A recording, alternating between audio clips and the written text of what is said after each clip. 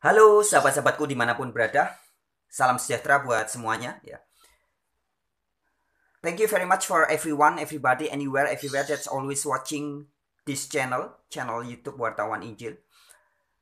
Terutama khususnya buat sahabat-sahabat saudara-saudara yang berada di sekitaran wilayah NKRI ya, Negara Kesatuan Republik Indonesia. Salam Pancasila.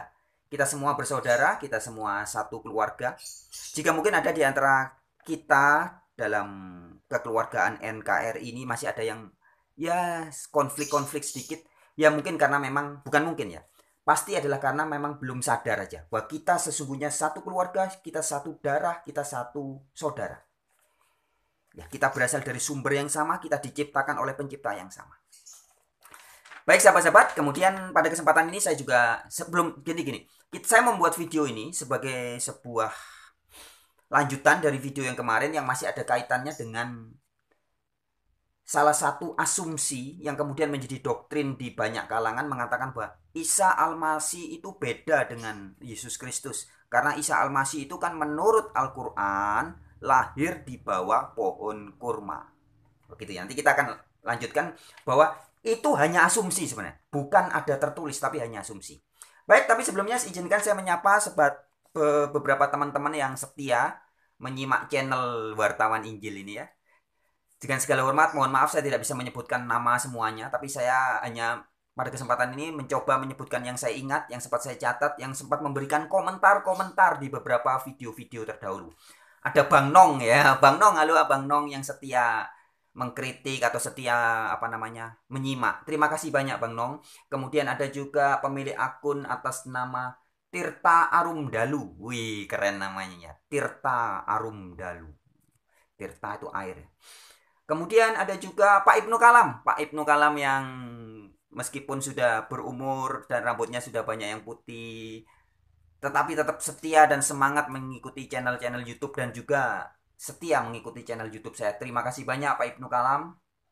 Kemudian juga ada yang memberikan komentar kemarin atas nama akun Susu Sapi Cap Beruang Iklan Naga. Nama akunnya. Baik, terima kasih ya Mas atau Mbak itu pemilik akun ini. Kemudian juga ada Mas Dur. Mas Dur di manakah engkau berada? Terima kasih Mas Dur buat memberikan komentar-komentarnya. Kemudian ada juga pemilik akun atas nama Abdul Manan. Terima kasih ya Mas Pak atau Juga ada pemilik akun atas nama BBB Boy. BBB Boy. Ada juga Om Melkianus Ulumale. Wah, terima kasih Om Melkianus Ulumale. Oh ya, Om Melkianus Ulumale kalau mau kontak pribadi dengan saya mungkin ada diskusi yang ingin ditanyakan silakan langsung ke WA saya ya. WA saya bisa dicatat 081914747418. Buat Om Melkianus Ulumale yang ada di daerah NTT atau mana itu. Kemudian juga pada kesempatan ini saya mau berucap terima kasih juga buat pemilik akun atas nama Din Wan Din ya yang sudah memberikan komentar juga. Dan juga ada atas nama oh iya kemarin juga buat Umi Dini yang sudah kontak lewat WA saya. Terima kasih Umi Dini. Ternyata meskipun nggak memberikan komentar, Umi Dini juga menyaksikan beberapa video-video saya. Terima kasih banyak Umi Dini. Juga buat pemilik akun atas nama Mariono Mariono. Terima kasih juga atas nama Suhardi. Juga atas nama Anot ya. Atas nama Anot Bro. Juga atas nama Adi Charles Jaywanara juga yang saya lihat ada beberapa kali memberikan komentar. Terima kasih Mas atau Pak atau Om atau Mbak. Tidak tahu kan saya tidak tahu jenis gendernya laki atau perempuan ya. Nama-nama di akun itu kan bisa berbeda dengan artinya namanya kadang perempuan ternyata dia laki-laki atau kadang dia laki-laki ternyata perempuan begitu. Kemudian juga pemilik akun atas nama coba-coba. Terima kasih banyak ya. Juga atas nama Anak Inde. Wah, Bung Anak Inde ini setia sekali menyimak beberapa video-video saya di channel YouTube Wartawan Injil ini. Terima kasih. Juga pemilik akun atas nama Kosman Kucluk Tobat. Ada juga atas nama Alpha Omega. Atas nama oh ya Bu Lilik Nathan di Semarang. Apa kabar Bu Lilik? Terima kasih juga yang setia membagikan video-video saya kepada teman, saudara dan kerabat. Juga ada siapa lagi ini? Ada banyak nama yang lain yang tidak saya sebutkan ya. Ada juga Mbak Sela Cantik. Oh, ini nama akunnya Sela Cantik. Apakah secantik orangnya? I don't know. Aku bukan Dono. Ya baik, terima kasih buat semuanya. Oh ya, juga spesial buat Mbak Siska yang ada di Jakarta yang juga setia untuk menyimak beberapa video-video di channel Wartawan Injil ini. Baik sahabat-sahabat, sekarang kita akan lanjutkan perbincangan tentang terkait video-video yang bukan video tapi salah satu video kemarin yang saya upload yang bertema tentang membahas ajaran yang mengatakan bahwa Isa Al-Masih menurut Al-Quran lahir di bawah pohon kurma. Baik, langsung aja tanpa membuang waktu saya ingin menyampaikan bahwa sahabat-sahabatku, sebenarnya hal seperti itu adalah sebuah asumsi saja. Asumsi atau dugaan atau tafsiran. Jadi sahabat-sahabat, tentunya kalau kita mau berpikir cerdas, kita berpikir jujur dan tulus, kita bisa membedakan mana yang ada tertulis dan mana yang asumsi. Asumsi artinya dugaan atau tafsiran. Misalkan begini. Di dalam Bible ada tertulis surat-surat Paulus dalam salam-salam pembukanya. Paulus mengatakan, salam dari Allah Bapa dan dari Yesus Kristus dan dari Roh Kudus. Itu yang ada tertulis. Allah Bapa, satu. Yesus disebut apa? Kristus. Kristus artinya Al-Masih, orang yang diurapi oleh Allah. Dari Roh Kudus. Paulus sering sekali menyebut ketiga entitas ini secara bersamaan. Nah, itu yang tertulis. Tetapi ketika kemudian ditafsirkan dengan asumsi liar, ditafsirkan bahwa loh, ini Trinitas. Ini bukti bahwa Paulus mengajarkan Allah tiga pribadi. Buktinya Paulus menyebut Allah Bapa, Yesus Kristus, dan Roh Kudus. Loh, Trinitas. Nah, sahabat-sahabatku, itu asumsi. Jelas-jelas asumsi. Faktanya adalah Alkitab menuliskan Allah Bapa. Salam dari Allah Bapa. Jadi yang Allah itu Bapa. Yesus disebut apa? Kristus. Kristus artinya orang yang diurapi oleh Allah. Siapa Allahnya? Ya Bapa tadi. Roh Kudus, kuasa suci dari Allah. Nah, jadi sama sekali Paulus ketika berbicara Allah Bapa, Yesus Kristus, dan Roh Kudus, bukan Paulus sedang mengajarkan Trinitas. Bukan. Tapi teks itu diasumsikan secara liar oleh guru-guru pengajar Trinitas bahwa loh, ini Trinitas. Itu yang namanya asumsi seperti itu. Atau ketika Yesus berkata, aku di dalam Bapa dan Bapa di dalam aku. Teks tertulisnya begitu. Tapi kemudian ditafsirkan, diasumsikan secara liar bahwa loh, berarti Bapa adalah Yesus, Yesus adalah Bapa. Nah, itu asumsi. Jadi saya harap sahabat-sahabat pemerhati channel Wartawan Injil cukup kritis dan cerdas ya, dan bijak. Ketika membaca satu teks, pahami dulu. Jangan keburu ditafsirkan berdasarkan doktrin-doktrin atau asumsi-asumsi dogma.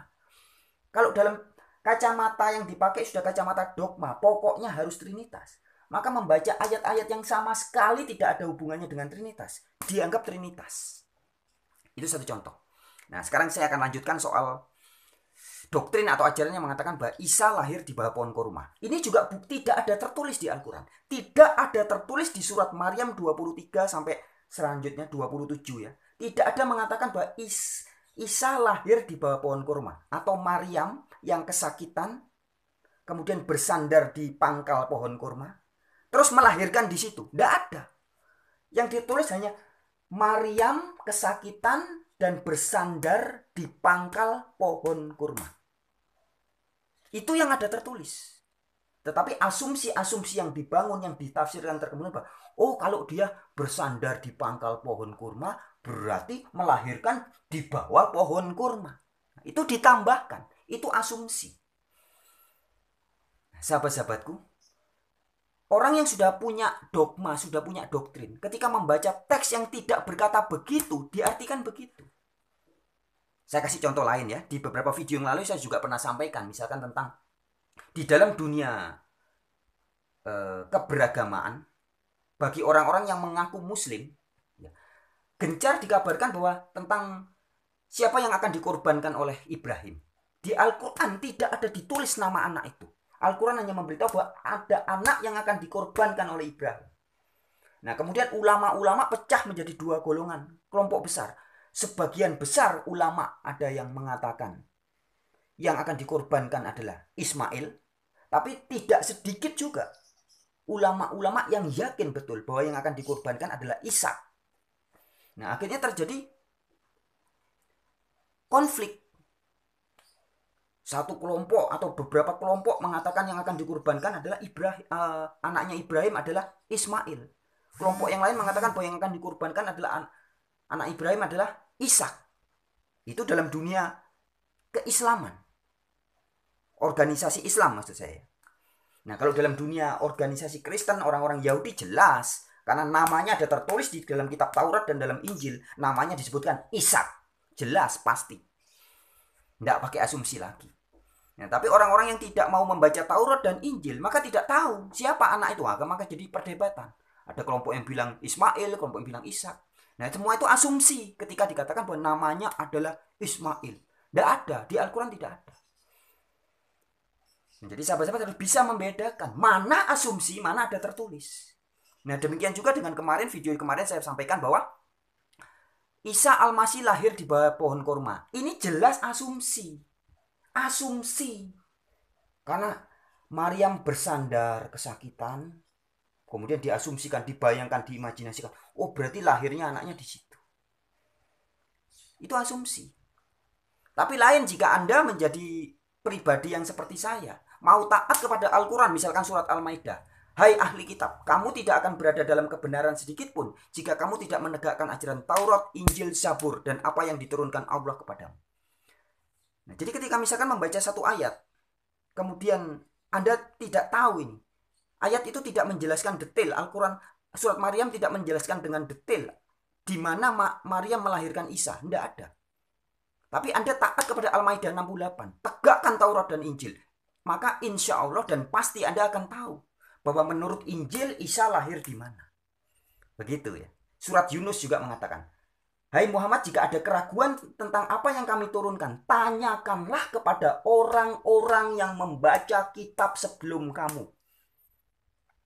Nah, seandainya semua orang yang mengaku muslim mau taat kepada Yunus ini, surat Yunus 94 ini, yaitu kalau ada keraguan tentang apa yang tertulis di Al-Quran, misalkan tentang siapa yang akan dikurbankan ya, anaknya Ibrahim, Ishak atau Ismail ya, ragu, bingung kan, tanya kepada orang yang membaca kitab sebelum Nabi Muhammad, yaitu rabi-rabi Yahudi dengan kitabnya Taurat dan pendeta-pendeta Nasrani dengan kitabnya Injil.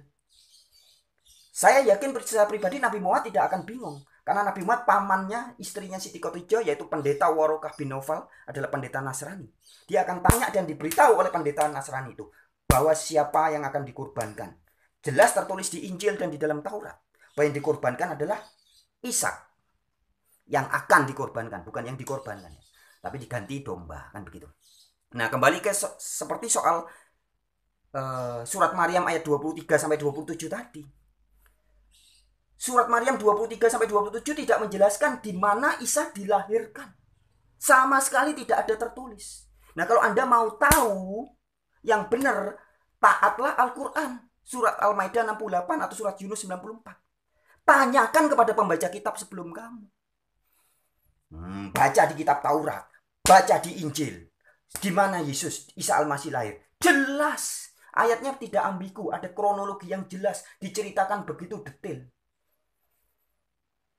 Ya, dan ingat juga di dalam Al-Maidah 46 dikatakan Injil, ya, Injil Al-Maidah 46. Injil di dalamnya ada cahaya dan petunjuk dari Allah bagi orang-orang yang bertakwa. Jadi kalau Anda membaca satu ayat di Al-Quran tanpa cahaya dan petunjuk dari Injil, ya jadinya bisa ngelantur kemana-mana, nafsirkannya sembarangan. Isa lahir di mana? Wah, ditafsirkan asumsi liar jadinya. Tapi kalau Anda mau taat Al-Quran, percaya Al-Quran bahwa di dalam Injil ada cahaya dan petunjuk, jadi gampang. Baca Al-Quran dalam cahaya dan petunjuk. Jadi gini, membaca Al-Quran, kalau saya pribadi membaca kitab suci Al-Quran selalu di bawah cahaya dan petunjuk Taurat dan Injil. Karena saya taat kepada Al-Maidah 46. Injil dan Taurat di dalamnya ada cahaya dan petunjuk dari Allah. Sehingga gampang. Mau tahu siapa yang akan dikorbankan oleh Ibrahim? Baca Taurat dan Injil. Oh, ternyata Isa. Very clear, sesimpel itu. Mau tahu Isa sebenarnya lahirnya di mana? Baca di Injil. Oh, ternyata di kandang domba. Mungkin kandang dombanya dekat dengan pohon kurma. Jadi sesimpel itu sahabat-sahabatku, ya. Jadi begitulah contoh orang yang dengan asumsi dan dengan tuntunan teks yang tertulis. Beda. Kalau sudah asumsi itu nanti bisa liar. Oke sahabat-sahabat, saya pikir video ini sekian dulu. Nanti saya akan lanjutkan di video-video yang lain ya. Terima kasih banyak sekali lagi buat siapapun Anda yang mau pay attention, mau memberikan hati dan pikiran dan waktunya untuk menyimak video-video di channel ini. Dan juga membagikan kepada teman-teman, saudara, sahabat. Oke sahabat-sahabat, wabillahi taufik walidayah. Wassalamualaikum warahmatullahi wabarakatuh. Shalom Aleichem.